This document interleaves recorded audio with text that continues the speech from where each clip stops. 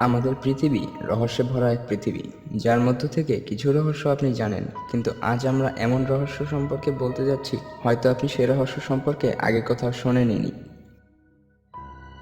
1 নম্বরে রয়েছে গাছের ভিতরে ঢুকে যাওয়া সাইকেল। ওয়াশিংটনের ভার্সন আইল্যান্ডে রয়েছে এক বিচিত্র গাছ, যার মধ্যে এক মরিচা পড়া পুরনো সাইকেল ভিতরে ঢুকানো অবস্থায় আছে। শুধু সামনের এবং পেছনের টায়ার দেখা যায় সাইকেলটির। দেখতে তো এমন লাগে যে গাছটি মনে হয় সাইকেলকে খাওয়ার প্রচেষ্টা চালিয়েছিল, কিন্তু অর্ধেকটাই খেতে পেরেছে। আর কেউ এটাও জানে না যে সাইকেলটা কিভাবে গাছের ভেতরে চলে গিয়েছে।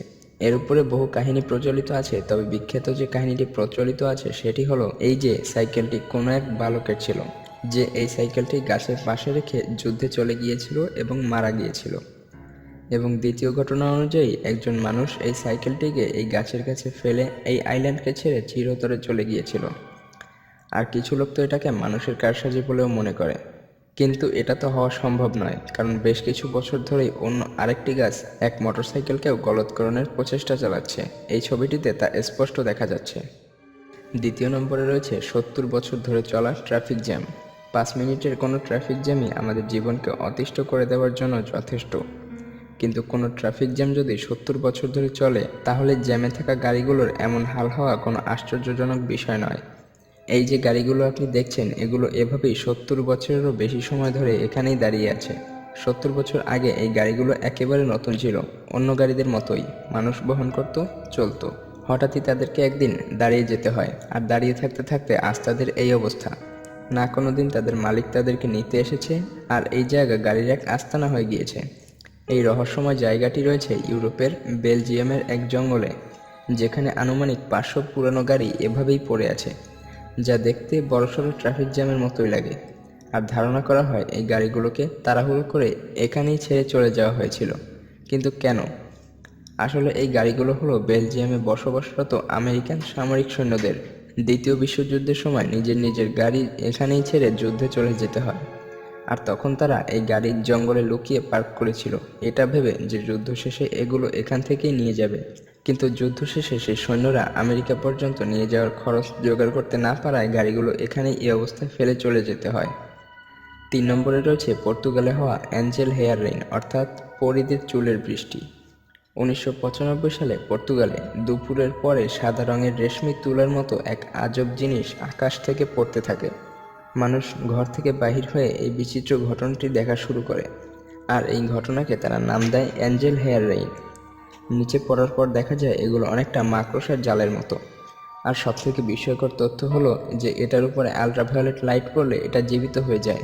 তখন মানুষ একে এলিয়েনের সাথে সম্পর্কিত বলে ধারণা করেছিল, আর কিছু বিজ্ঞানী এটা বলেছিল যে এটা আমাদেরই পৃথিবীর জীব, যা বায়ুমণ্ডলের উপরের স্তরে বসবাস করে, মাটি আর আকাশের মাঝখানে বাতাসের মধ্যে ভেসে থাকে। তারপরে পৃথিবীর আলাদা আলাদা জায়গায়ও এই একই ঘটনা ঘটে, যেমন ফিনল্যান্ড এবং কানাডা। কিন্তু এই আজব জিনিসগুলোর স্যাম্পল বিশ্লেষণ করার আগেই কেমন যেন গায়েব হয়ে গিয়েছিল।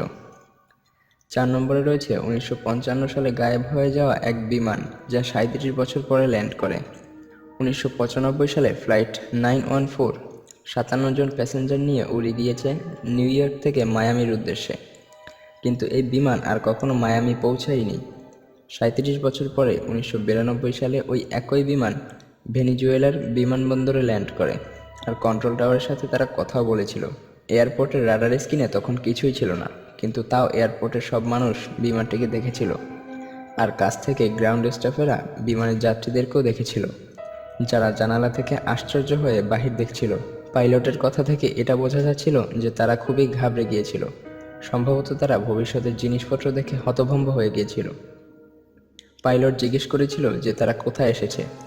জবাবে কন্ট্রোল টাওয়ারের কর্মী বলে এটা 1992 সাল, আর আপনারা কারাক্স ভেনিজুয়েলার এয়ারপোর্টে। এটা শুনে পাইলট আরও ভয় পেয়ে যায়।